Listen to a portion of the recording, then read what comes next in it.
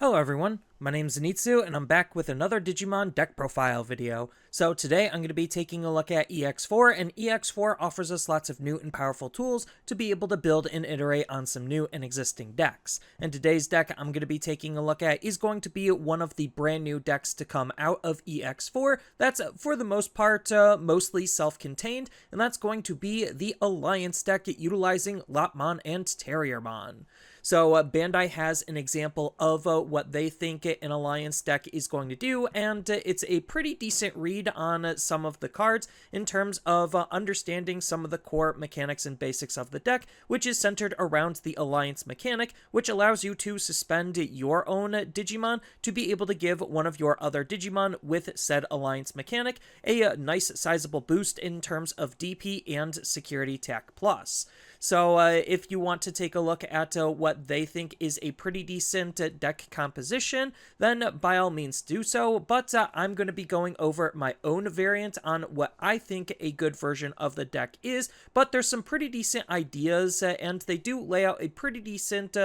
basic understanding on what the deck is trying to do. But that's just their interpretation of the deck, and this is my interpretation of the deck. So starting off with the Digitama, like them, I'm going to be utilizing 4 copies of Kokomon as one of the best card draw engines for the deck because it's interacting with us suspending our own Digimon down. If you really wanted to, you could run a 5th Digitama for the deck, and there's a pretty decent amount of different green Digitamas that you could run as the 5th, but I just want the consistency on always seeing this ability, so that way I could try to make my deck as consistent as I can possibly make it. Next, on to the rookies, I'm going to be running 2 copies of Terriermon. So this is the BT3 version of Terriermon, and not only is this a Terriermon by name, so it interacts with a lot of our name-based synergies, but it also is a really good anti-meta floodgate to try to stop the opponent from trying to do their memory manipulating shenanigans. Next, I'm going to be running 4 copies of Terriermon. So this is the EX4 version of Terriermon, and this is going to be one of the core consistency tools for the deck,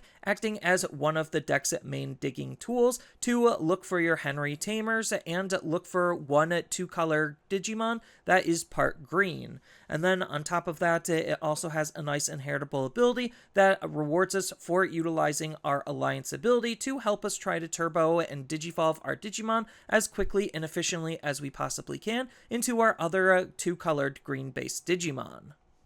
Next, I'm going to be running 4 copies of Terriermon Assistant. So Terriermon Assistant is also treated as a Terriermon, so we could utilize him with a lot of our name-based synergies, on top of the fact that he's just going to be one of the best rookies to reward us for utilizing our Alliance mechanic by allowing us to give our Digimon an even more sizable DP boost. Then on top of that, as we saw with the other Terriermon, it still has that same inheritable ability to allow us to try to turbo evolve our Digimon for utilizing that Alliance mechanic.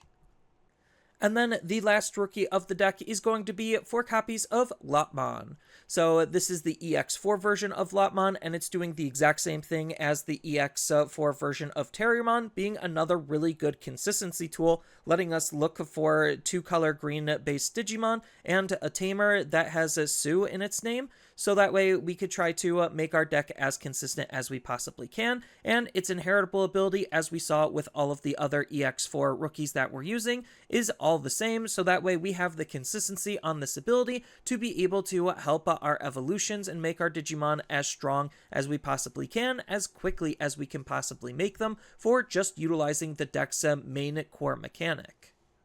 Next, on to the champions, I'm going to be running 2 copies of Rapidmon. So this is the BT8 version of Rapidmon, and this is a really fantastic card just because we could digivolve him on top of our Terriermons for a little bit cheaper, on top of the fact that he comes with Armor Purge, which is some nice built-in protection, making him a really good Alliance target to just sit on the field, so that way we can always have a Digimon that we want suspended in less fear of it dying. And then on top of that, it also is going to be interacting with the fact that we do have and want to play a decent number of Tamers by allowing us to suspend the opponent's Digimon down and debuff them all at the same time.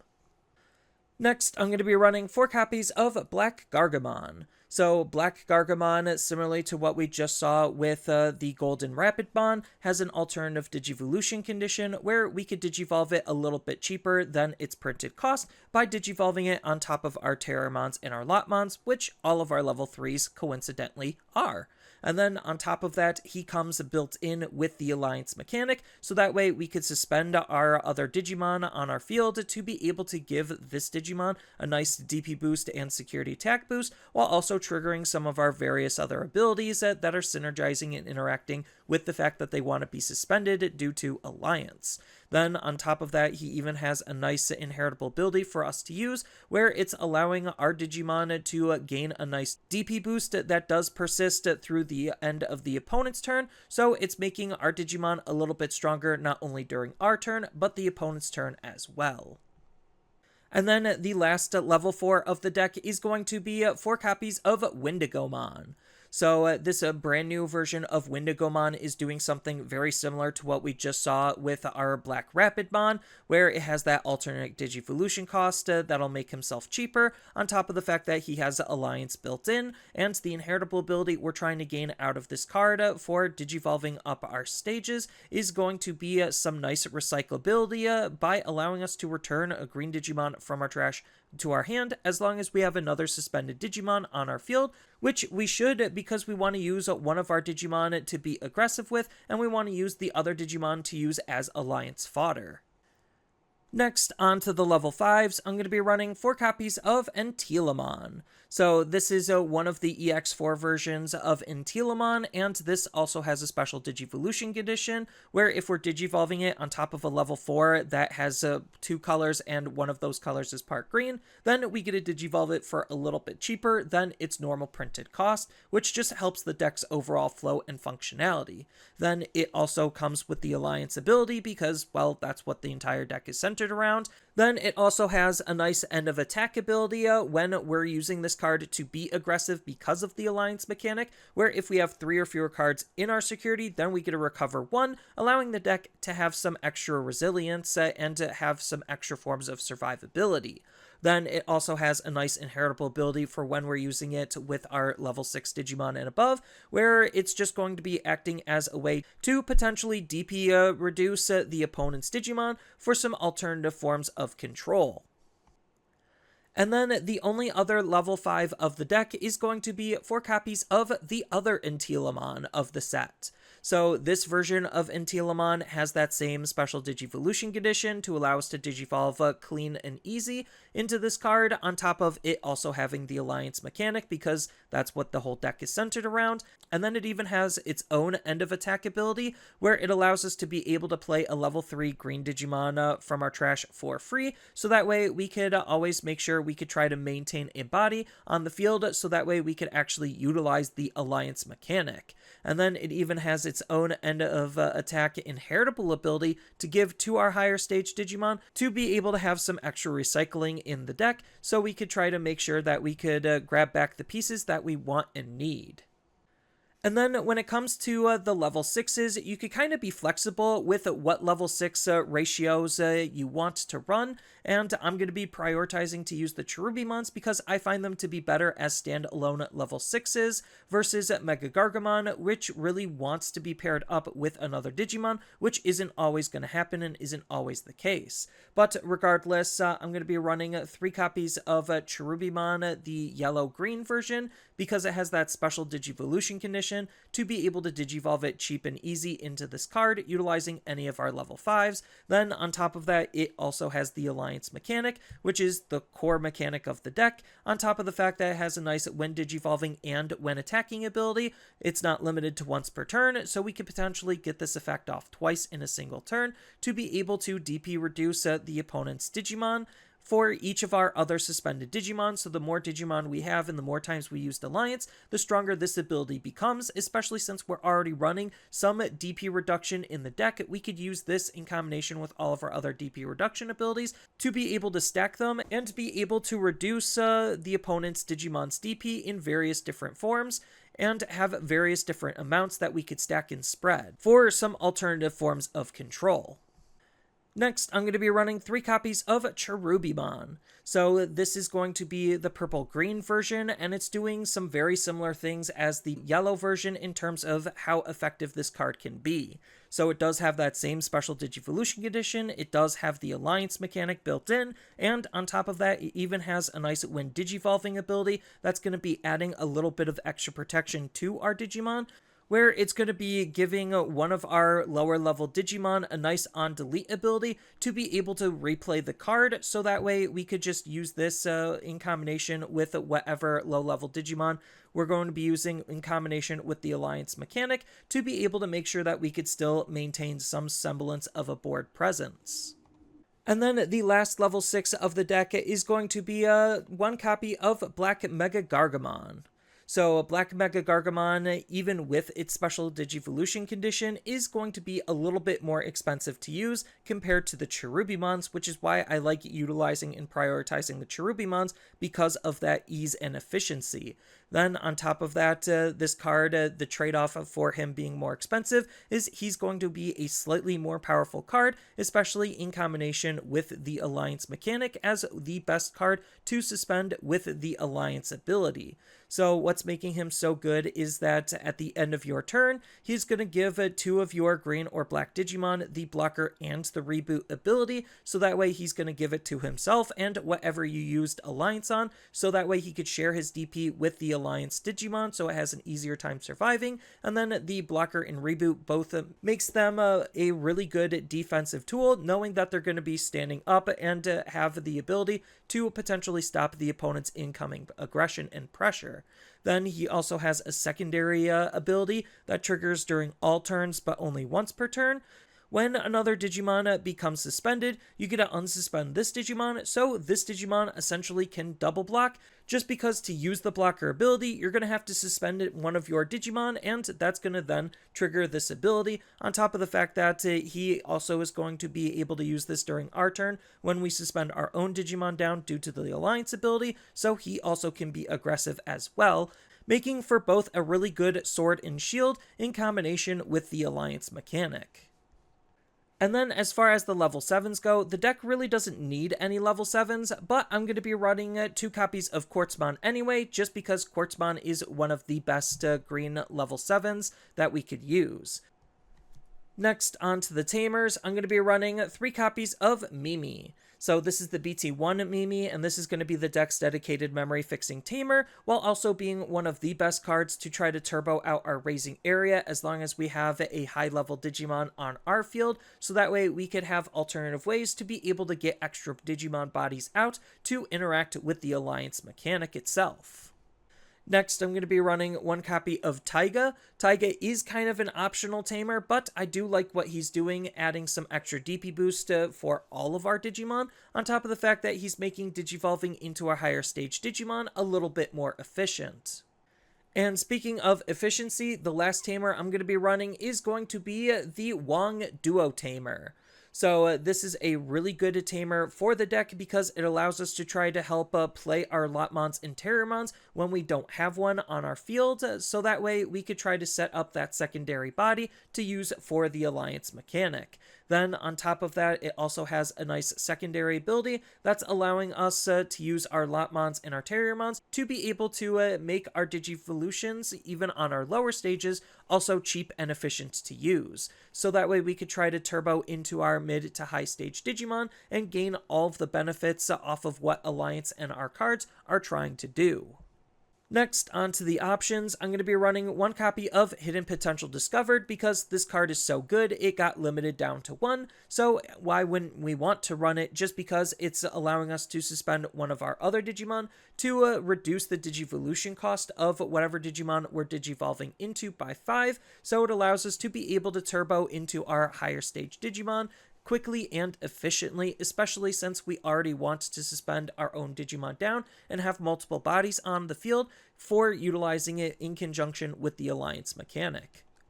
And then the last option of the deck is going to be 2 copies of Green Memory Boost. So green memory boost is just another consistency tool, allowing us to look for our green Digimon, which every Digimon in the deck is green. And then on top of that, it even has a nice delay ability to be able to gain some extra memory at a later turn, so we can make even more powerful follow-up plays possible.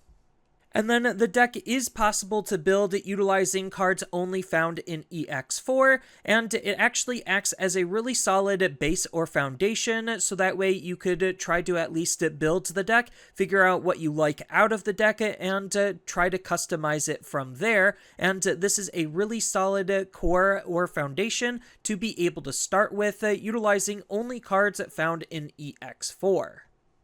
And then when it comes to the overall game plan and gameplay of the deck, I don't necessarily think that this is that complicated of a deck. It's just trying to line up your alliance ability to be able to make some really good and aggressive pushes. So when it comes to your level 3s, it really doesn't matter which level 3 you're going to be using off of your duo tamer if you have it set up, or what level 3 you're going to be utilizing in your raising area, just because they all do some very similar things. So that just adds to the overall consistency on making sure that we could see the abilities that we want to see and can utilize them in some various different ways. So whatever level 3 you're going to be using is totally okay, and we're actually going to want to try hiding our Digimon in our raising area, more specifically the ones with the alliance ability, so that way we can just hold it in our raising area, make sure that we can get a secondary body out on our field, so that way we can actually utilize the alliance mechanic, and that's why setting up the Henry and Sue tamer is going to be super important early on, so that way we could always make sure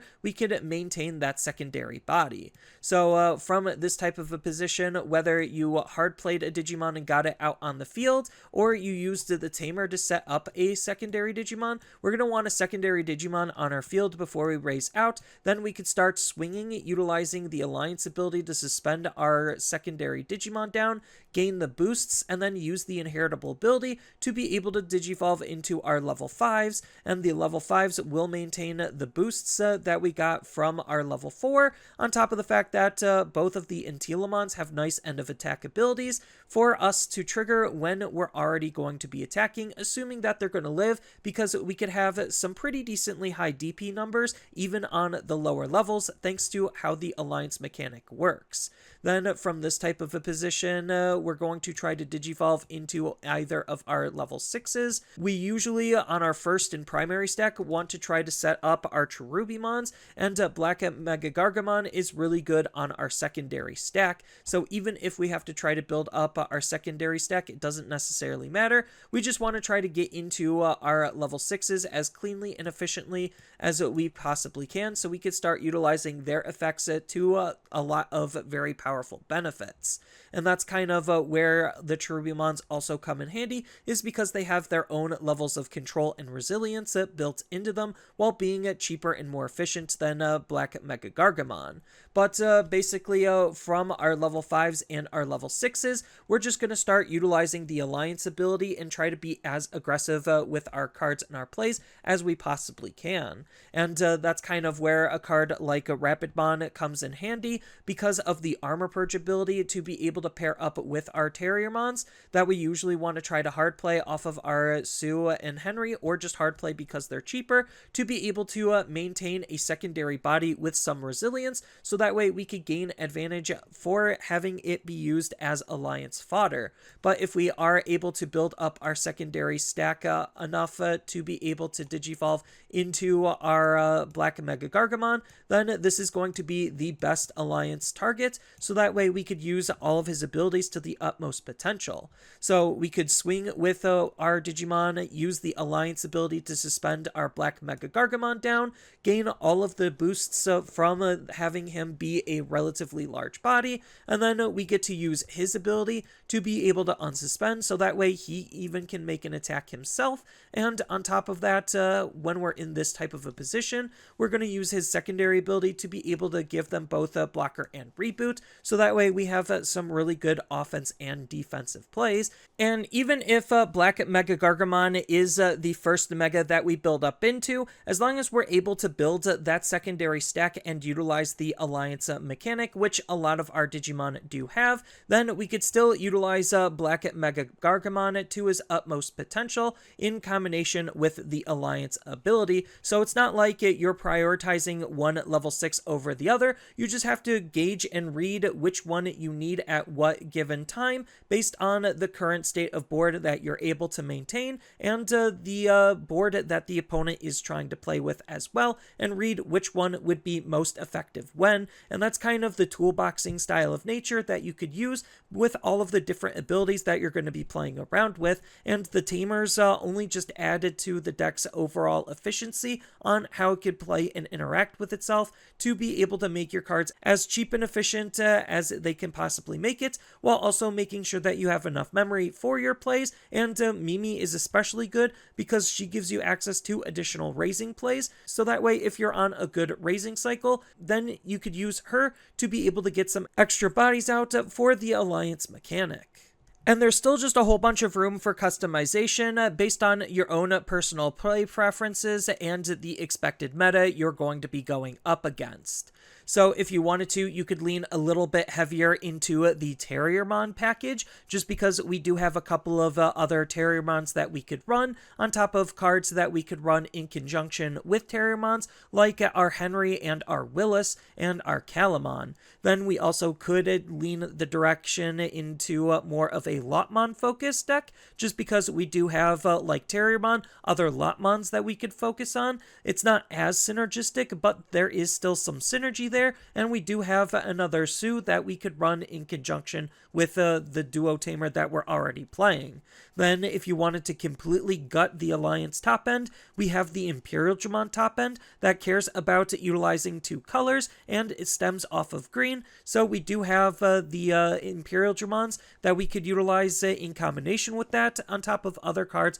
that are just asking for 2 color synergy cards to begin with. Then we do have just some other really decent generic cards that we could think about utilizing, like some other good generic options like Sam de Santi. Then we do have Deathexmon as just a catch-all level 7, as well as some other level 7s. And we even have various other tamers that you could run depending on the types of synergies and support you're willing to give the deck and what room you have allotted for those cards. And we do have some other Digitamas that we could run. If you want to run a 5th green Digitama, there's a lot of them. I think Tanamon is one of the better ones, but you could also run something like Argamon as well. And if you want to just completely not run any green Digitamas at all, we even have Mother D Reaper as a really cute and interesting tech card that you could use in conjunction with the Alliance mechanic, because when you raise this card out, it is considered a Digimon, and you could use it as Alliance fodder. And this puts heavier emphasis on your Henry and Sue Tamer to be able to play out your level 3s for free, so that way you don't have to worry about your raising area at all. So that's all I really have for this video. As always, feel free to tell me your thoughts down in the comments below, and down in the description below are a couple of different ways you could support me and the channel. So I do have a TCG Player affiliate link, so when you use that link to buy cards off of TCG Player, then some of that money will go to supporting me and the channel. I also do make and sell playmats over on Overcard Gamers on Facebook, so when you buy a playmat with my design, then some of that money will also go to help supporting me and the channel. And on top of all of that, I do have a Twitch account over on twitch.tv/Zenitsu, so giving me a follow and a subscription also helps support me there, and I do play Digimon on top of various other games on that platform as well. So thank you everyone for watching, and as always, don't forget to like, share, and subscribe for more content, and I'll see you in the next video.